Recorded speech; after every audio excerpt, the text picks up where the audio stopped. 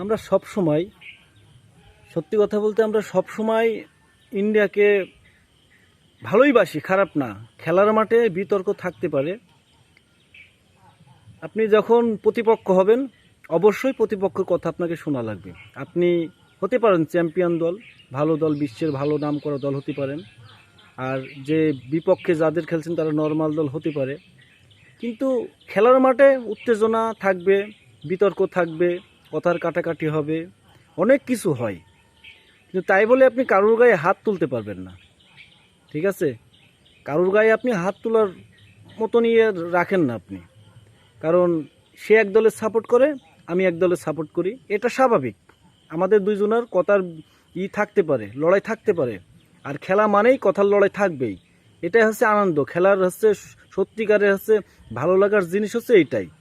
আমাদের মতো থাকবেই, কথাবার্তা দুই পক্ষেরই হচ্ছে উত্তেজনা হতেই হবে, না হলে খেলার কোনো আনন্দ হবে না। তো আজকে দ্বিতীয় টেস্ট কানপুরে, ইন্ডিয়া কানপুরের দ্বিতীয় টেস্ট হচ্ছে বাংলাদেশ ইন্ডিয়ার।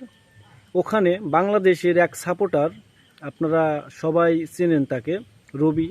রবি নামের এই মানুষটা খেলার অনেক ভক্ত, বড় ভক্ত বাংলাদেশের। পৃথিবীর যে প্রান্তেই খেলা হোক না কেন, এই মানুষটা যায় সেখানে। কিন্তু কানপুরের স্টেডিয়ামে আজ রবি যেভাবে মার খেয়েছে, হামলার শিকার হয়েছে, এটা সত্যি অনেক লজ্জাজনক বিষয়। ইন্ডিয়া থেকে এটা আমরা কখনো আশা করিনি। এটা আমাদের জন্য অনেক লজ্জাজনক বিষয়। রবির আজকে যে পরিস্থিতি, এই পরিস্থিতির দায় পুরা ইন্ডিয়াকেই নিতে হবে, ঠিক আছে? ইন্ডিয়ার যারা আছে সাপোর্ট করে ইন্ডিয়াকে, ওই দেশের মানুষরা এইটা কাজটা ঠিক করেনি আমার মনে হয়। এটা অবশ্যই অন্যায় করেছে রবির গায়ে হাত তুলে। কারণ রবি একজন বাংলাদেশি, বাংলাদেশকে সাপোর্ট করে। সে বাংলাদেশি বলে কথা না, সে একজন খেলাপ্রেমী মানুষ, খেলাকে ভালোবাসে, এক দলকে সে সাপোর্ট করতেই পারে, এটা স্বাভাবিক। তাই বলে অন্যায়ভাবে আপনি আপনার দেশে গেছে বলে আপনি অন্যায়ভাবে হামলা করতে পারেন না। এটা খুবই দুঃখজনক একটি বিষয়।